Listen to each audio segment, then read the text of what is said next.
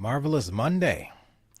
Listen, I'm going to get straight to it. Have you ever felt like you know people, you know things, you know exactly what to do to help people, but nothing seems to happen? You got these credentials, you got degrees. This is the biggest one.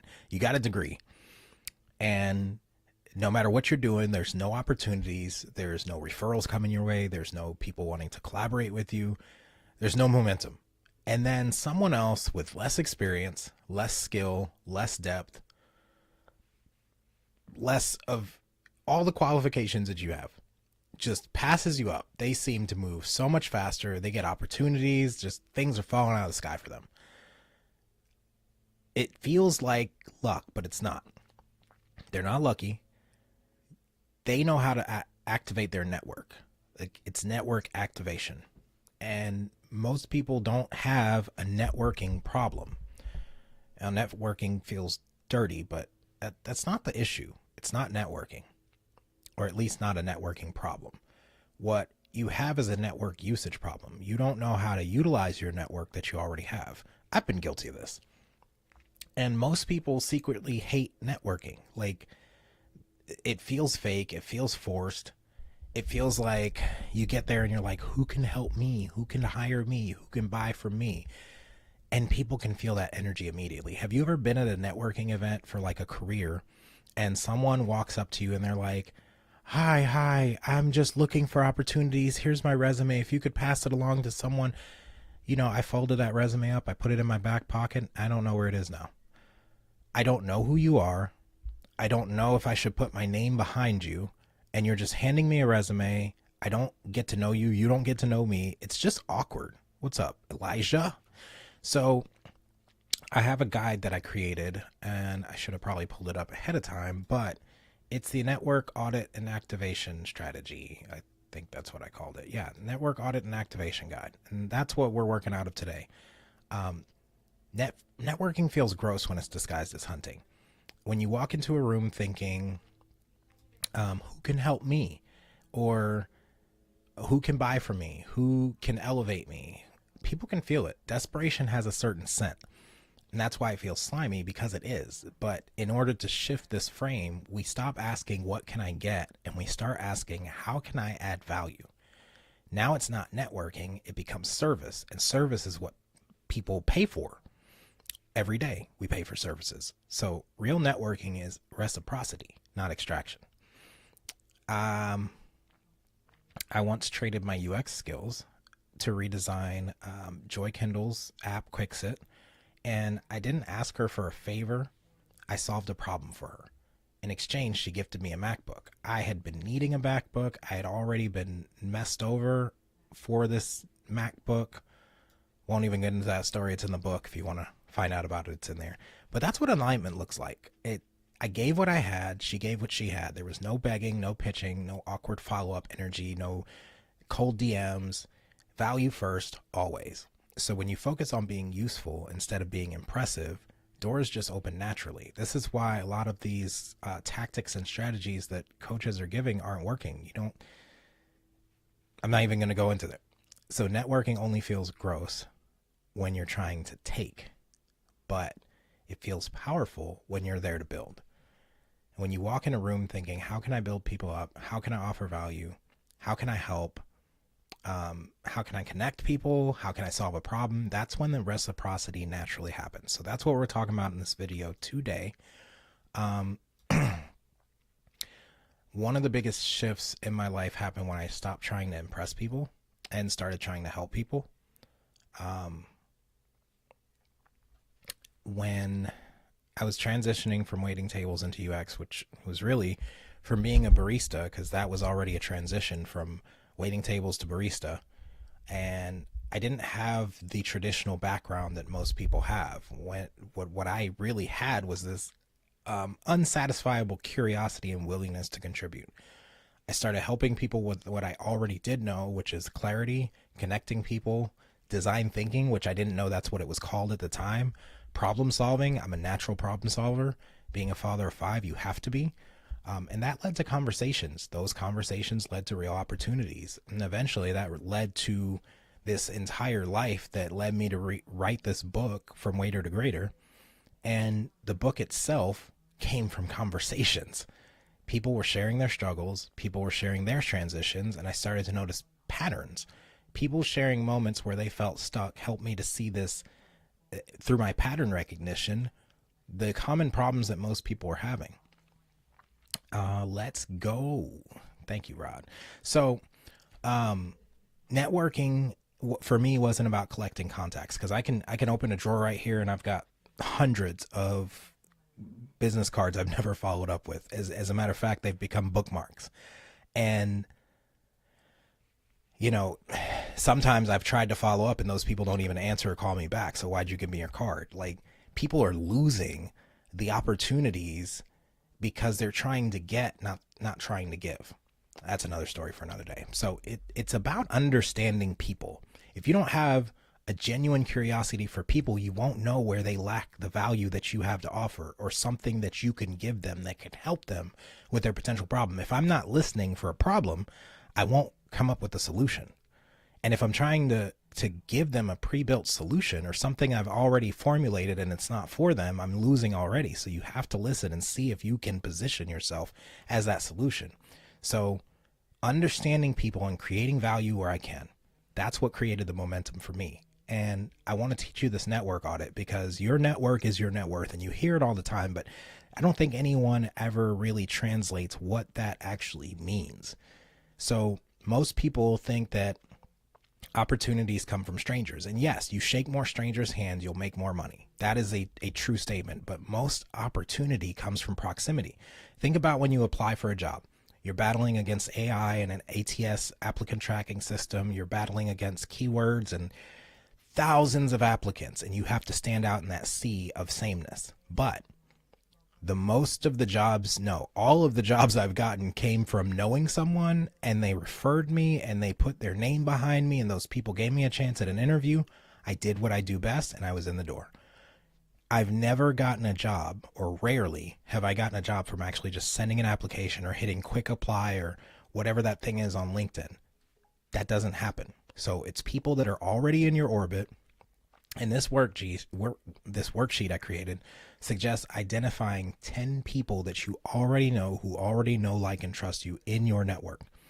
Not influencers, not celebrities, not gurus, real humans, like people you've worked with, met at conferences, people you've gone to church with, people you've connected with online, people you've helped in the past. Then ask them, what do they need? What can I offer? And have I reached out? Usually that's the problem, is there's people sitting in your network right now that could use exactly what you have to offer, and you haven't reached out to them. I see some people dropping off the live. They've realized already they got the value. They're like, oh yeah, I'm gonna go reach out to that person. Thanks, that was the nugget I needed. Cool. But most people never ask this question. No, most people never ask these questions. What can I offer? What problem do they have? What do they need? How can I offer? And have I reached out? Simple conversations can turn into cash. You just have to be willing to have them. And a lot of people, myself included, it's like we're thinking of all the things that can go wrong in this conversation and all the ways we can be rejected. And yes, that is a possibility. That's real. It can happen, and it sucks sometimes, but it is what it is. It's a numbers game. At the end of the day, how many people can I help? And if I can't help those people, is there someone I can connect them to? Now, people often are thinking, I don't have anything valuable to offer. You're probably thinking that. I don't have anything of value.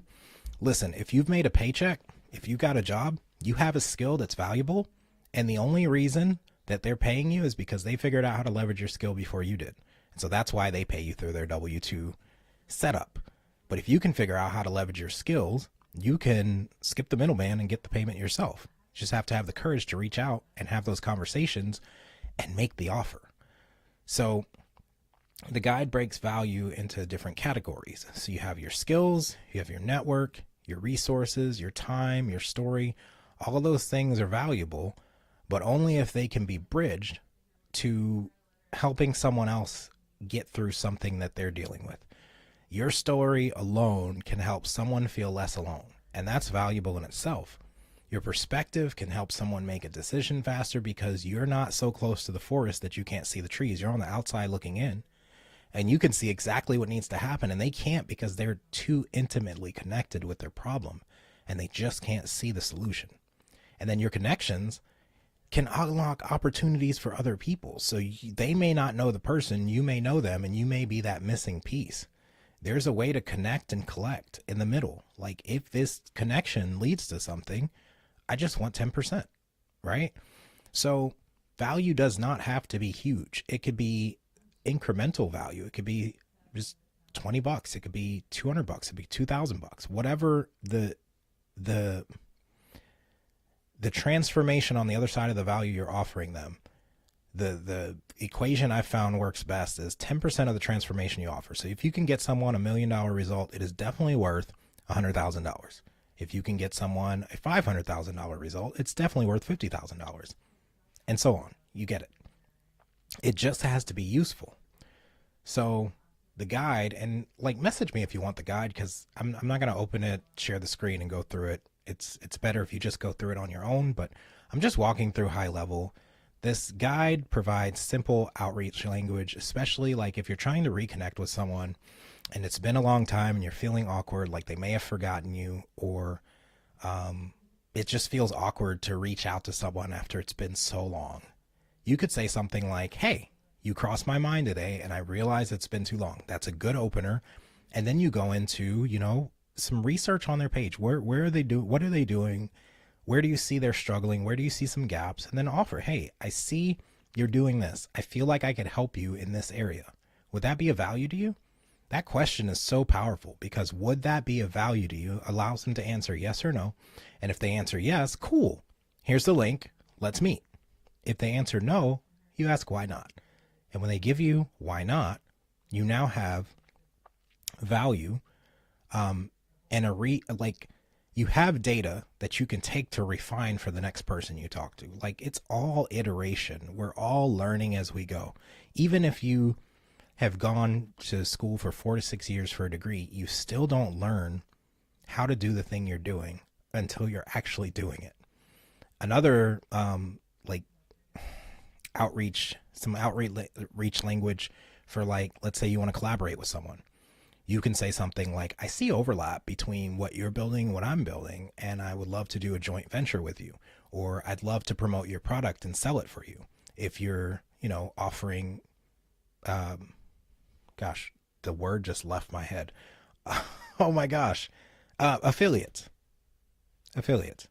commissions. Sometimes you don't have to have a product of your own. You can sell someone else's. And I've had that said to me so many times, because I do so much better at selling someone else than I do myself. It's awkward to sell yourself. You know this. That's probably why most people go to a job, because they only have to sell themselves in the beginning, and then they don't realize it. They still have to sell themselves to keep the job. Maybe that's why layoffs happen, is they can no longer provide rational value for that person to keep them. And so they make the chopping block or whatever. I don't know. That's my perspective. I could be wrong. It is what it is. And then for referrals, referrals are the lowest hanging fruit, because you're not asking that person directly to help you or to, work with you. You're just asking them to think, who is one person you think I should meet? And then they start to connect dots, kind of like you do. If you see someone needs help with this and you know someone that helps with that, you open the door for their minds to start thinking of a person that you should potentially meet, because they know who you are, they know who they are, and they know where the overlap is. But most people don't reach out because they don't know what to say.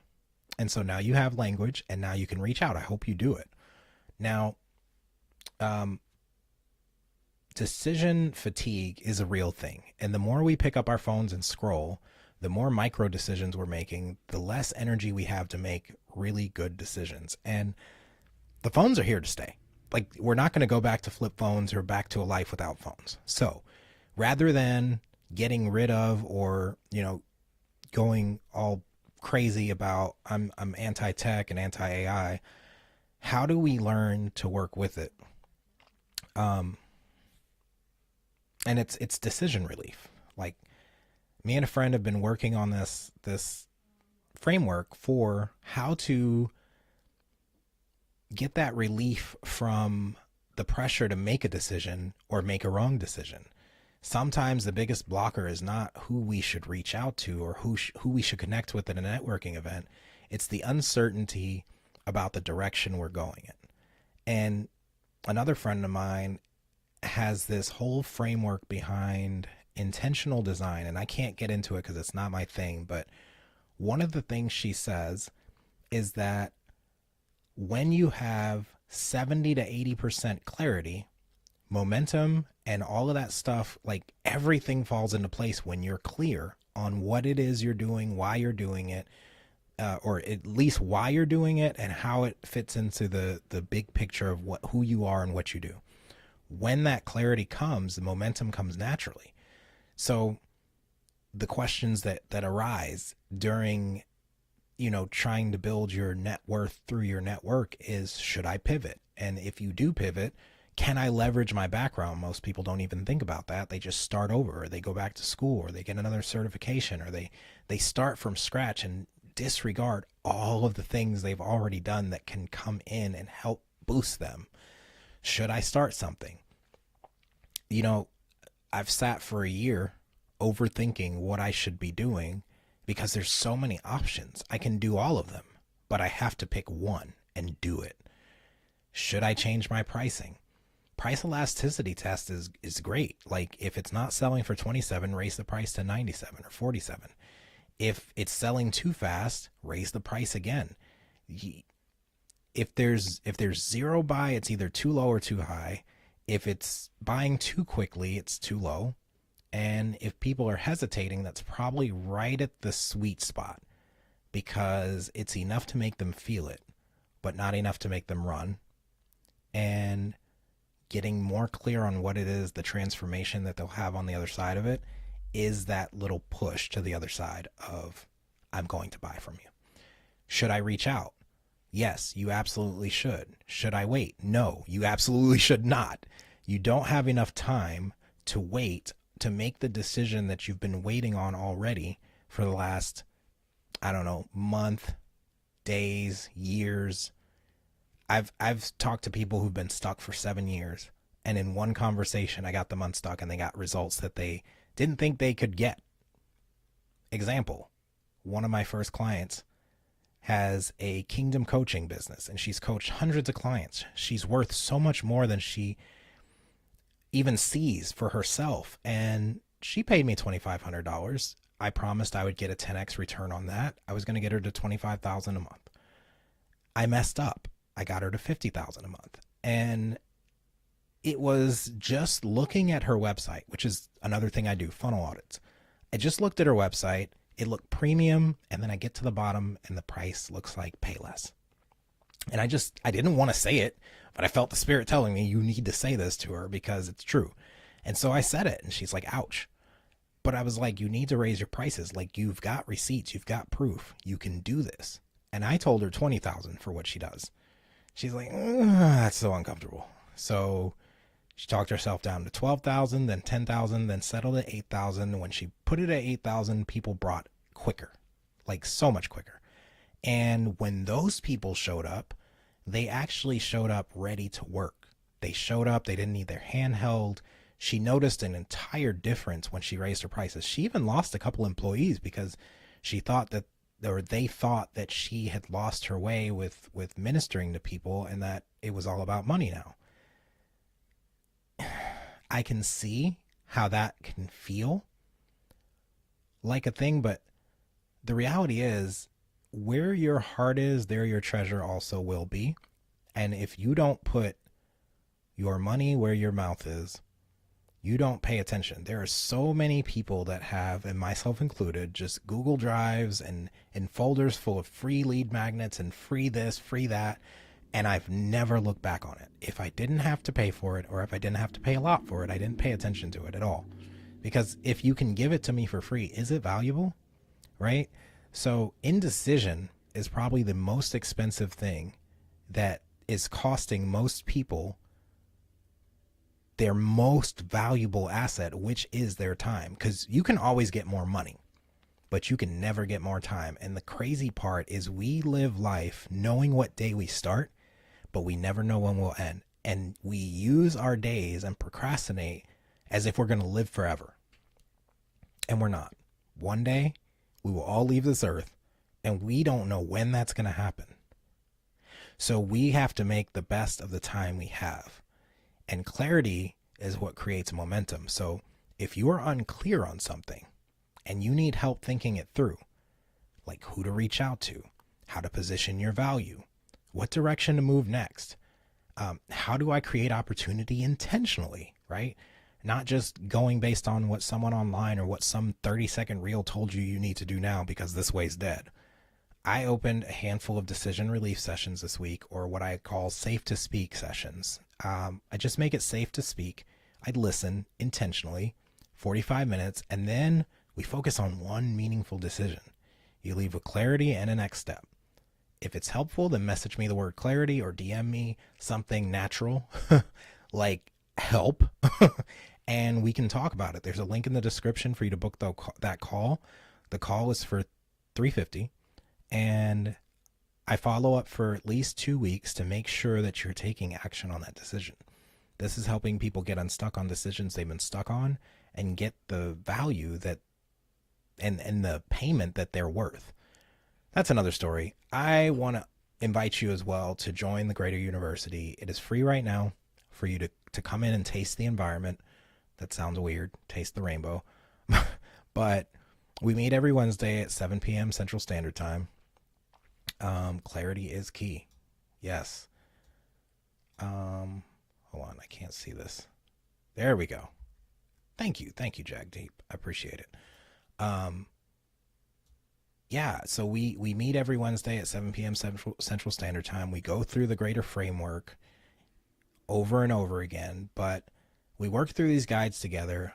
We create a community of people that are actually moving and getting things done and taking leaps of faith. In the end, we can think, we can plan, we can prepare, but until we take action, we're not going to know what works, what doesn't, what to do better, what to do less of. And the question I ask everyone is, what's the fastest thing that you can prototype in a week? Because that question alone changed my life. We are also working on an improv. I'll be planning this tomorrow with a gentleman who owns a shirt printing shop. He came to our M3 meeting last month and he just dropped golden nugget after golden nugget. The man was full of wisdom on entrepreneurship. And he said that a lot of what he got came from improv. And so we're trying to put together an improv workshop here in person in the DFW area. If you're local and you want to know more about that, reach out to me. I should have a, what is that called? A waiting list ready. So you can just drop your email, and when it's ready, we'll send you an email. But improvisation, basically the premise is everything goes. So yes, and it's not, well, wait, that doesn't make sense. What about this? It's more of yes, and this. So with that skill alone, just being able to go with the flow, think on your feet, sales becomes easier. Going live and talking to people without a script becomes easier. Like everything goes, everything is content, everything is a resource to give more value.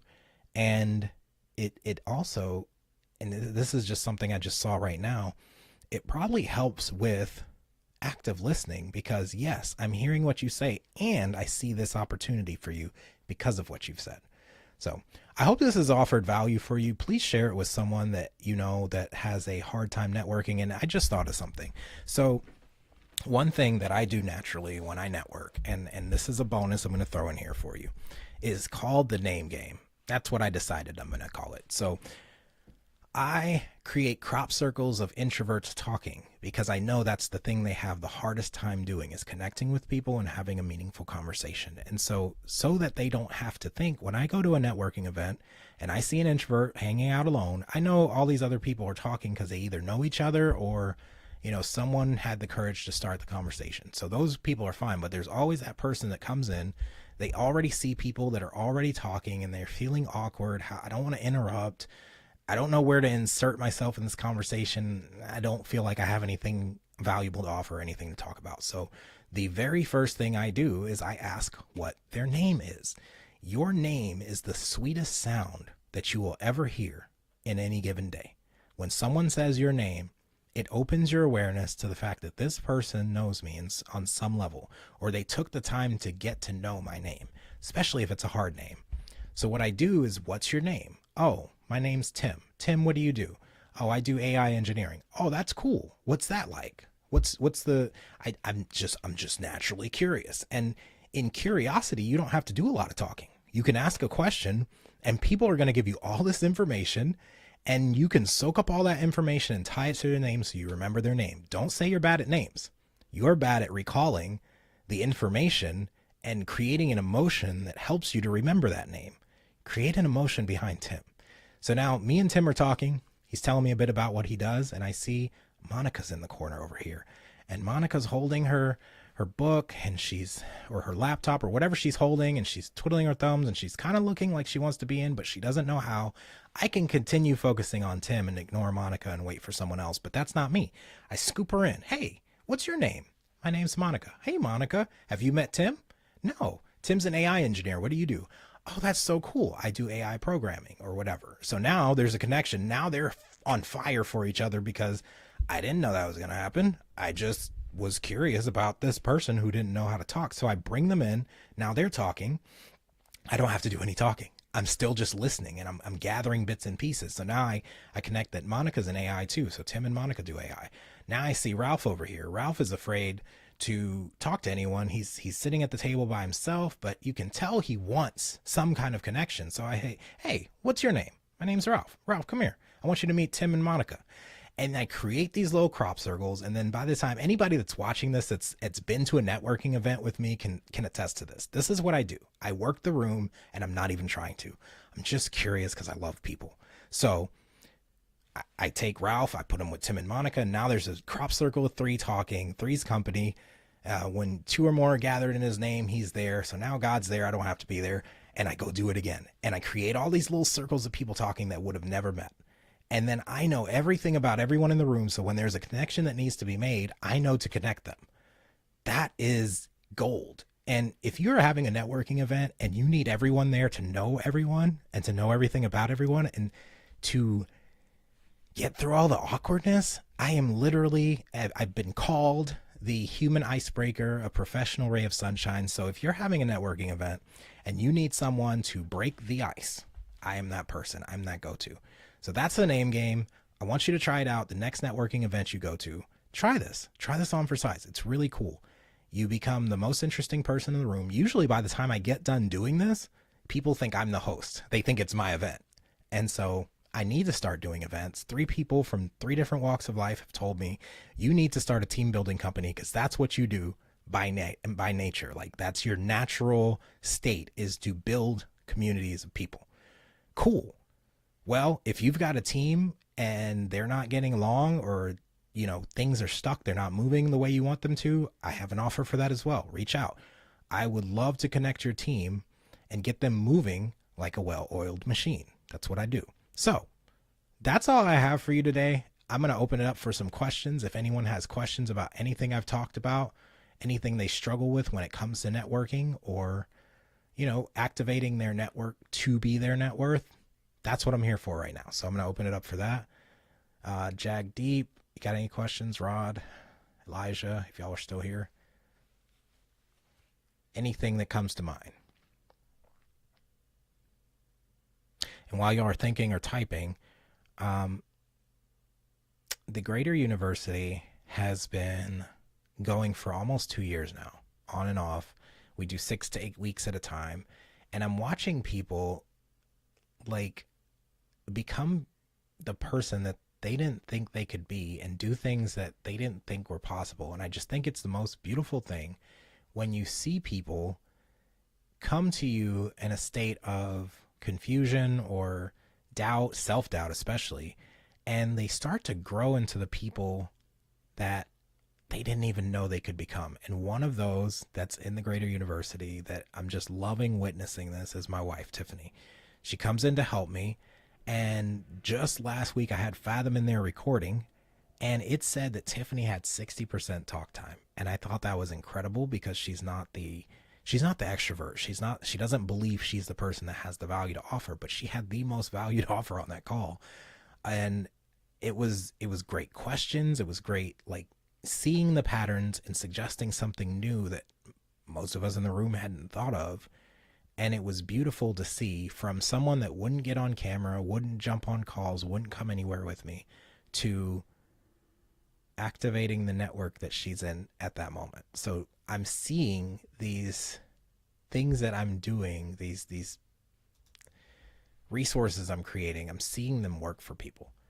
And so if you want this network activation audit and activation guide, the network audit is to figure out if there's 10 people, just 10 people in your network that could use some help, that you have something you can offer, and like just to check, like, did I reach out to them?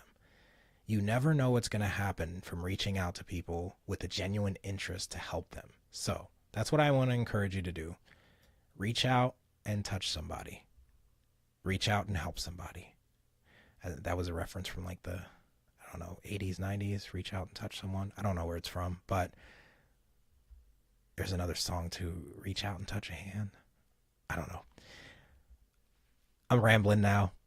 Thank you for tuning in. I hope this was helpful. If you have anything and you're watching the replay and you have any questions, reach out or comment on YouTube.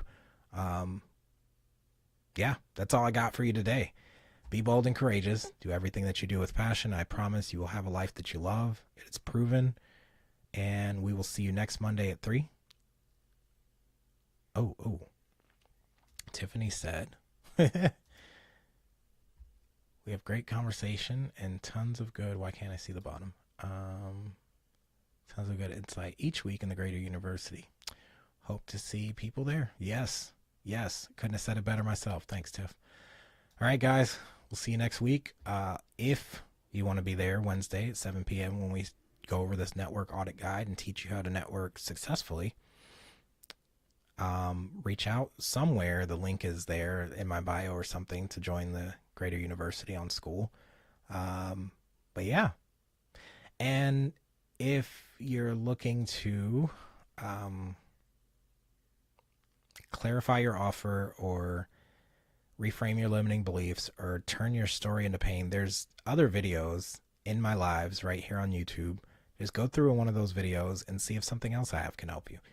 But until Wednesday at 7 p.m. or next Monday at 3 p.m. Central Standard Time, I will see you guys. Be bold and courageous. Do everything that you do with passion. I promise you will have a life that you love. Deuces.